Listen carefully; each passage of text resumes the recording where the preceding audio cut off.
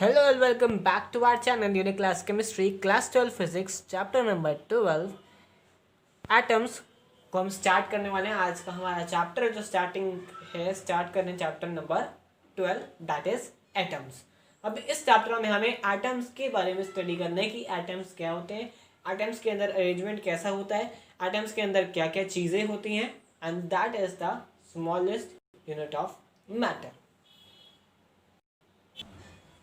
अब initial experiments में हमारे पास जो बहुत पहले एक्सपेरिमेंट्स हुए थे, जब बात हुई थी सबसे पहले, तो पहले जब स्टडी हुई थी तो वहाँ पर इनिशियल फेजेस में हमें smallest unit of matter unknown था, नहीं पता था कि मैटर का स्मॉलेस्ट यूनिट क्या होता है। जैसे कि हमारा लिविंग सेल जो सेल होता है वो ह्यूमन बॉडी का सबसे छोटा यूनिट होता है, ऐसे ही एटम जहाँ पर हमारा जो मैटर होता है उसका भी सबसे स्मॉलेस्ट यूनिट होगा जिससे वो बना है। Because each and everything in the universe is made up of other small units, like हमने जब पार्टिकल में भी किया था तो पार्टिकल का भी या रेडिएशन का भी सबसे स्मॉलेस्ट यूनिट था, that is quanta, photon etcetera जो हमने किए थे। तो यहाँ पर मैटर का इनिशियल फेज में अननोन था, किसी को नहीं पता था कि मैटर का सबसे स्मॉलेस्ट यूनिट क्या होता है। पहले किसी ने कहा कि मॉलिक्यूल होता है, तो मॉलिक्यूल से काफ़ी समय तक बात चलती रही कि मॉलिक्यूल है, लेकिन उसके बाद भी काफ़ी स्टडीज़ ने यहाँ पर जे थॉमसन जो हमारे पास साइंटिस्ट थे, उन्होंने सबसे पहले हमें बताया कि एटम एक मैटर का सबसे स्मॉलेस्ट यूनिट होता है atom, that is known as atom. और जे थॉमसन ने ही सबसे पहले एटम का स्ट्रक्चर दिया। उन्होंने ये भी सामने बताया कि एटम जो होता है इलेक्ट्रिकली न्यूट्रल होता है, लेकिन सबसे पहली बात वहाँ पर थी कि एटम के अंदर इलेक्ट्रॉन्स मौजूद होते हैं। एटम जो होता है उसके अंदर इलेक्ट्रॉन्स होते हैं, और अगर इलेक्ट्रॉन्स हैं और वो इलेक्ट्रिकली न्यूट्रल है तो इलेक्ट्रॉन के साथ प्रोटॉन का होना ज़रूरी है या पॉजिटिव चार्ज जो भी है होना ज़रूरी है। सबसे पहले हमारे पास जो बात आई वो आई नेगेटिव और पॉजिटिव चार्जेस। नेगेटिव हमारे पास इलेक्ट्रॉन हो गए। अब पॉजिटिव की जब बात आती है, बिकॉज इन इनिशियल फेज हम सिर्फ इलेक्ट्रॉन को जानते थे, आगे पॉजिटिव चार्जेस को क्या कहना है एटम के अंदर उसको भी नहीं जानते थे हम। उसकी थ्योरीज आगे आएंगी। जो हमारे पास न्यूट्रॉन होते हैं या प्रोटॉन होते हैं एटम के अंदर, उसकी थ्योरीज हमारे पास आगे आएंगी। लेकिन चार्जेस के अंदर अगर इलेक्ट्रिकली न्यूट्रल है तो इलेक्ट्रॉन जो नेगेटिवली चार्ज पार्टिकल है तो पॉजिटिवली चार्ज पार्टिकल्स भी होंगे। फर्स्टली जे थॉमसन ने हमें जो मॉडल दिया, एटम का मॉडल दिया, जो फर्स्ट मॉडल था एटम का, that is given by J Thomson in 1898 and that model is popularly known as plum pudding model। अब प्लम पुडिंग मॉडल में हमारे पास ये होता है कि एक वाटरमेलन, सपोज एक वाटरमेलन है, उसका जो हमारे पास अंदर इनसाइड रेड वाला पार्ट है वो हमारे पास जो है जो पॉजिटिवली चार्ज है, और जो उसकी सीड्स होंगी, ब्लैक सीड्स होंगे, that is represented by negative charge particles, that is electrons. Electrons जो है हमारे पास एक सीड्स की तरह है, और जो रेड वाला पोर्शन है उसका वाटरमेलन का, that is known as the positively charged particles. मतलब अलग अलग जगह ही डिस्क्रीट है, डिस्क्रीटेड एट डिफरेंट प्लेसेस, पूरे एक उसमें फैले हुए हैं एटम में ऐसे। बट ये मॉडल जो था जे थॉमसन मॉडल, ये ज़्यादा दिन चला नहीं, क्योंकि इसकी जो टेंडेंसी इसकी ज़्यादा दिन की नहीं थी, रिटेन नहीं कर पाया ज़्यादा देर। अब ये मॉडल जो है फर्स्ट मॉडल जे थॉमसन का मॉडल, एटॉमिक मॉडल, फेल हो गया, रिटेन नहीं कर पाया अपने आप को, क्योंकि इसके प्रूफ नहीं थे कि अगर एटम के अंदर ऐसे ही इलेक्ट्रॉन्स, कोई पॉजिटिव इधर है, नेगेटिव इधर है, पॉजिटिव इधर, नेगेटिव इधर है, तो ऐसे इलेक्ट्रॉन्स कैसे, या जो पॉजिटिवली चार्ज पार्टिकल्स हैं वो कैसे अरेंज्ड होंगे। अरेंजमेंट के बारे में कोई सटीक अच्छी जानकारी नहीं थी इसके बारे में, इसी वजह से ये जे थॉमसन का मॉडल फेल हो गया। इसके बाद उन्हीं के डिसिप्ली रदरफोर्ड आए। अब रदरफोर्ड ने अपना अलग मॉडल प्रपोज किया। रदरफोर्ड का सेकंड मॉडल ऑफ एटम था, वो रदरफोर्ड ने अपना मॉडल बनाया। अब बात उसके आगे बढ़ती है तो हमारे पास जे थॉमसन का मॉडल तो फेल हो गया, लेकिन उसी के डिसिप्ली या स्टूडेंट कहे तो जे थॉमसन के स्टूडेंट थे अर्न्स्ट रदरफोर्ड। अब रदरफोर्ड उस एक्सपेरिमेंट में आगे एक्सपेरिमेंट में कि वो पार्ट अगर मॉडल फेल हो गया तो उसके आगे वो अपना काम करने लगे कि अगर ये मॉडल फेल हो गया तो वो अपना मॉडल दे सकें। अब वो एंगेज हो गए अल्फा पार्टिकल्स के, क्योंकि अल्फा पार्टिकल्स पॉजिटिव पार्टिकल्स होते हैं, पॉजिटिव पार्टिकल्स अल्फा पार्टिकल्स हैं, तो उस एक्सपेरिमेंट वो एंगेज हो गए। और 1906 में उन्होंने अल्फा पार्टिकल्स को लेकर ही एक एक्सपेरिमेंट किया, क्लासिक एक्सपेरिमेंट किया और इन्वेस्टिगेट किया कि जो अल्फा पार्टिकल्स हैं, पॉजिटिव पार्टिकल्स हैं, ये के एटॉमिक स्ट्रक्चर से एंगेज हैं, इसके बारे में उन्होंने जानने के लिए एक्सपेरिमेंट्स किए। अब जो एक्सप्लेनेशंस उन्होंने दी एक्सपेरिमेंट के बाद, जो रिजल्ट आया उनके बाद, उस एक्सपेरिमेंट्स के वजह से उनका एक नया मॉडल आया, दैट इज रदरफोर्ड न्यूक्लियर और प्लैनेटरी मॉडल ऑफ एटम। उन्होंने जो थ्योरी प्रपोज की उसके अकॉर्डिंग जो एंटायर एटम में, पूरे एटम में जो पॉजिटिव चार्ज होता है और जो मास होता है पूरे एटम का, वो एक स्मॉल वॉल्यूम यानी कि एक जगह पर कंसंट्रेटेड होता है, एक्यूमुलेट होता है, and that place is known as nucleus. बाद में वो प्लेस को न्यूक्लियस का नाम दिया गया, जहाँ पर एक एंटायर पॉजिटिव चार्ज, पूरे एटम का पॉजिटिव चार्ज बाउंड रहता है, एक्यूमुलेट रहता है। उस जगह को हम न्यूक्लियस कहेंगे।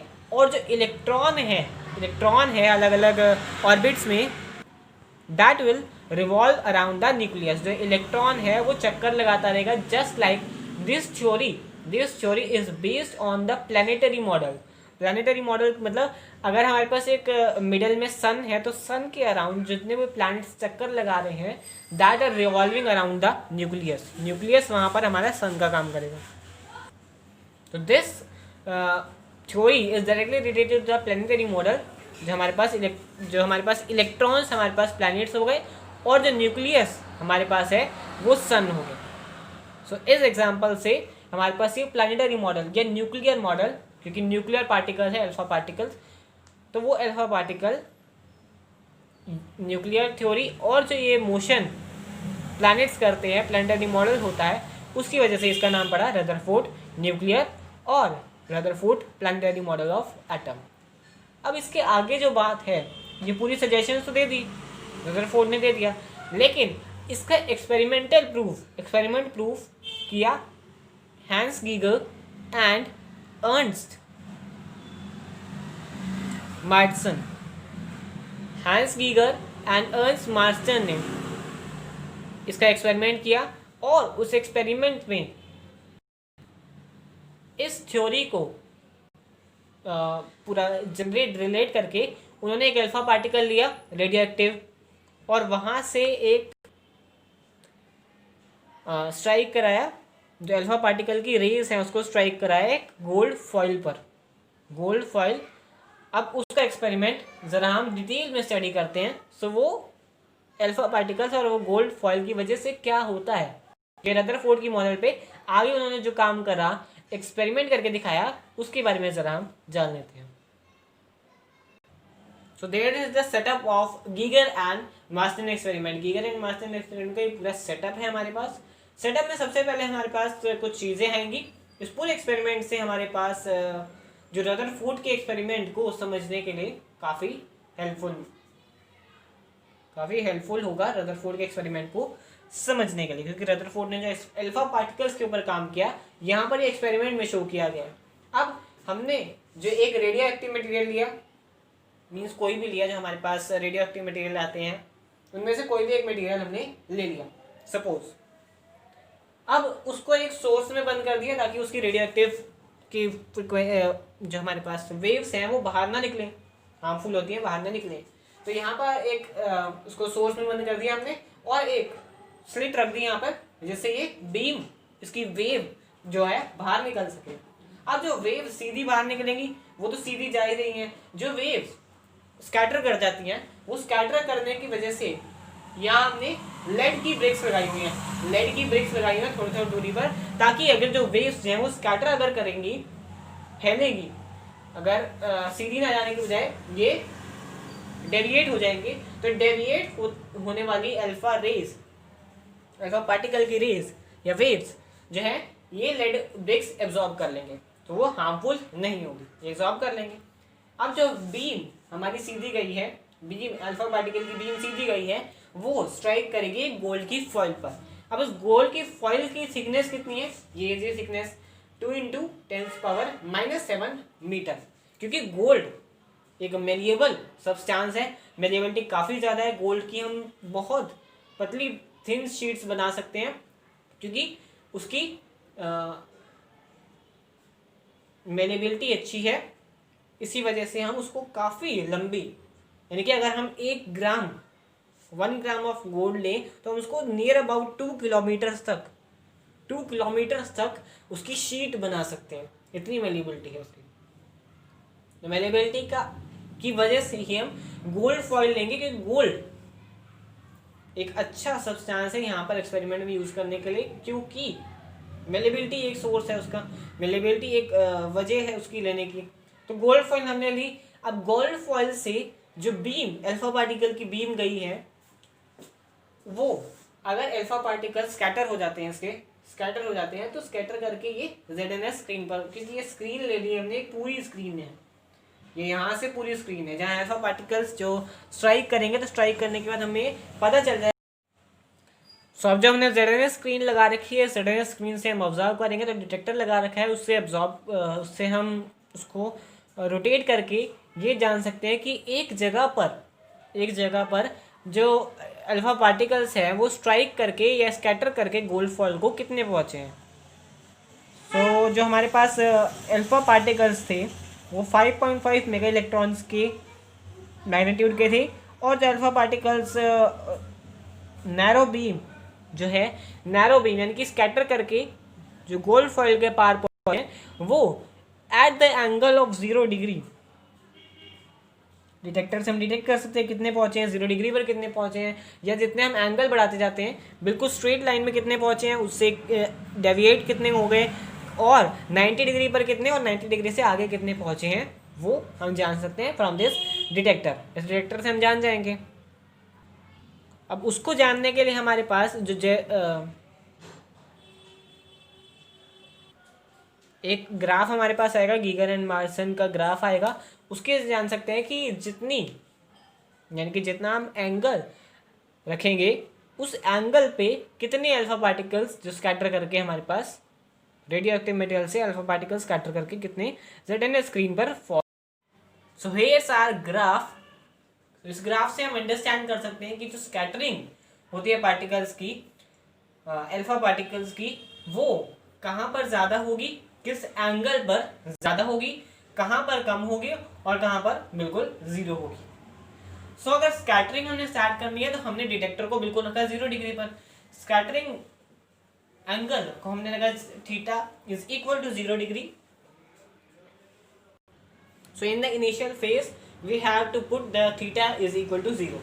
अब थीटा इज इक्वल टू 0 हमने जब देखा तो इस ग्राफ में हमारे पास एक्स एक्सिस पे हमारे पास स्कैटरिंग एंगल थीटा है, और वाई एक्सिस पर हमारे पास नंबर्स ऑफ स्कैटर्ड पार्टिकल्स जो डिफ्लेक्ट होकर ZNS स्क्रीन पर स्ट्राइक करेंगे। तो हमारे पास जो पार्टिकल्स हैं वो इन द 0 डिग्री, तो पार्टिकल्स सबसे ज़्यादा 10⁻⁷ पार्टिकल्स जो स्क्रीन पर फॉल करेंगे।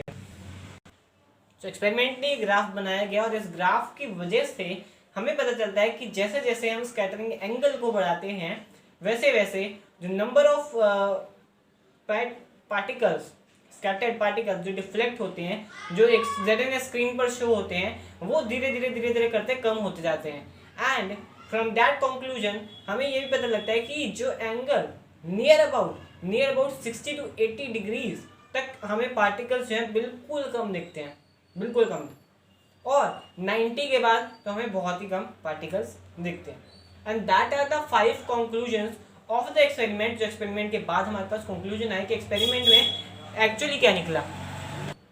नंबर 1 हमें ये पता चला कि most of the part, atom का most of the part empty होता है।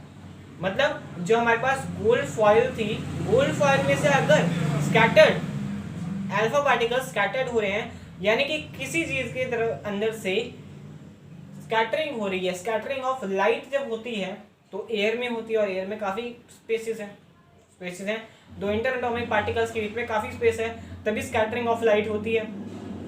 ठीक है, तो यहाँ पर भी स्कैटरिंग ऑफ लाइट तभी होगी जब हमारे पास काफ़ी सारा स्पेस एम्प्टी होगा। एटम में न्यूक्लियस एक जगह होता है और इलेक्ट्रॉन उसके चक्कर लगाता जाता है, और बाकी स्पेस हमारे पास एम्प्टी होता है, तो that's the formation of a atom. Number second, that only 0.14% of the incident alpha particle scatter by more than 1 degrees, यानी कि जो मोस्टली पार्टिकल्स यानी 99.86% जितने पार्टिकल्स आए, मान लीजिए आज वी अस्यूम 100 पार्टिकल्स आए तो 100 में से 99.86 पार्टिकल्स सीधे निकल गए, और बाकी जो 0.14% पार्टिकल्स हैं वो इंसिडेंट होंगे बाय 1 डिग्री।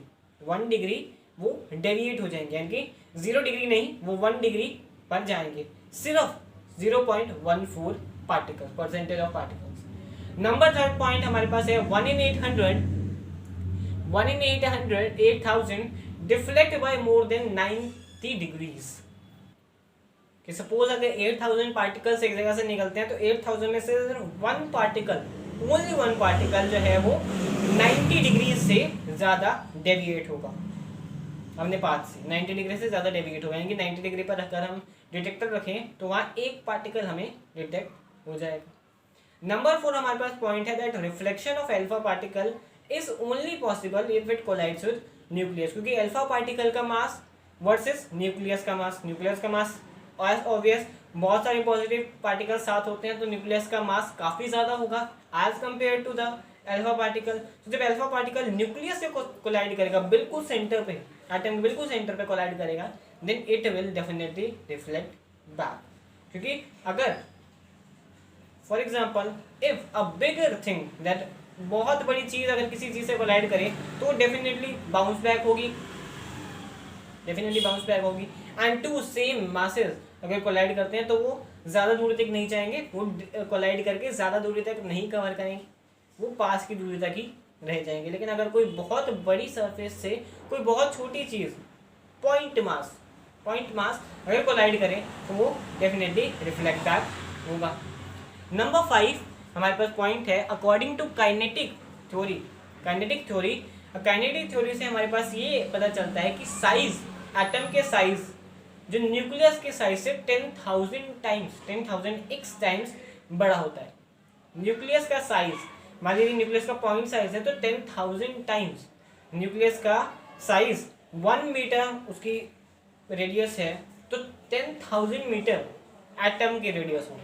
इतना मतलब इतनी सोच से हम बता सकते हैं कि ये कितना ज़्यादा बड़ा होने वाला है कि अगर हम एक पॉइंट मास लें 1.0001 मिलीमीटर का पॉइंट लें तो उतने भी पूरा, उससे हम समझ सकते हैं कि अगर 1.0001 मिलीमीटर का पॉइंट सरफेस है हमारे पास और उसको हम रख दें अर्थ पे, यानी कि अगर हमारे पास सन के आगे अर्थ है वो भी पॉइंट मास की तरह ही है, तो नियर अबाउट उतना ही जैसे अर्थ के सन के अंदर अर्थ हो, ऐसे ही एटम के अंदर न्यूक्लियस सिचुएटेड है।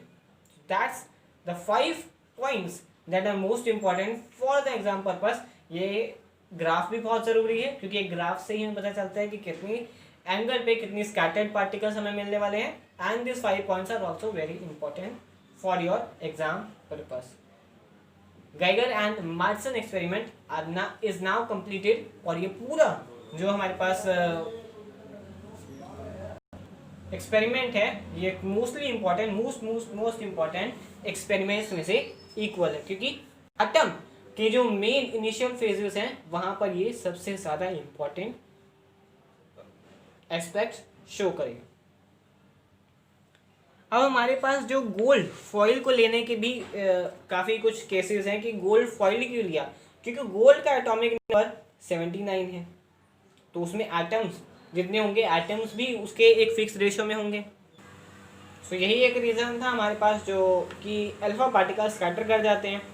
However When the alpha particles happen to come near a nucleus, the intense electric field there scatters it through a large angle. The atomic electrons, being so light, do not appreciably affect the alpha particles. और हमारे पास gold का जो atomic mass होता है वो 79 है और इसकी वजह से उसका न्यूक्लियस भी अबाउट 50 टाइम्स हाइयर होगा अल्फा पार्टिकल्स के. सो जो स्कैटरिंग के प्रोसेस में वो स्टेशनरी रहेगा, उससे आगे एक अल्फा पार्टिकल टकराएगा और रिफ्लेक्ट बैक कर जाएगा. So under this assumption the trajectory of alpha particle can be computed applying Newton's second law of motion and Coulomb's law for electrostatic force of repulsive between the alpha particle and the positively charged nucleus. क्योंकि alpha भी positively charged particles ही हैं and nucleus भी positively charge particle है, तो दोनों के बीच में repulsive strong repulsive force बनेगा और वो रिपल्सिव फोर्स का एक हमारे पास फॉर्मूला है and that formula is to be noted down. So there it is the formula. F is equal to 1/4 pi epsilon naught 2e z e r square, not r cube, it's r square. R square, where r is the distance between the alpha particles and the nucleus. The force is directly along the line joining the alpha particles and the nucleus. The magnitude and the direction of the force of an alpha particle continuously changes as it approaches the nucleus and recedes away from it. क्योंकि nucleus तक आके, target nucleus तक आके वो वापस जो जाएगा उस ट्रैजेक्टरी पर डिपेंड करेगा कि वो ट्रैजेक्टरी कैसे होने वाली है. And that trajectory will be cover in the next video, that is alpha particle trajectory. So that's all for today. I hope you all will understand the topics covered in this video, that is intro and Geiger and Marson experiment. So thank you so much and have a nice day.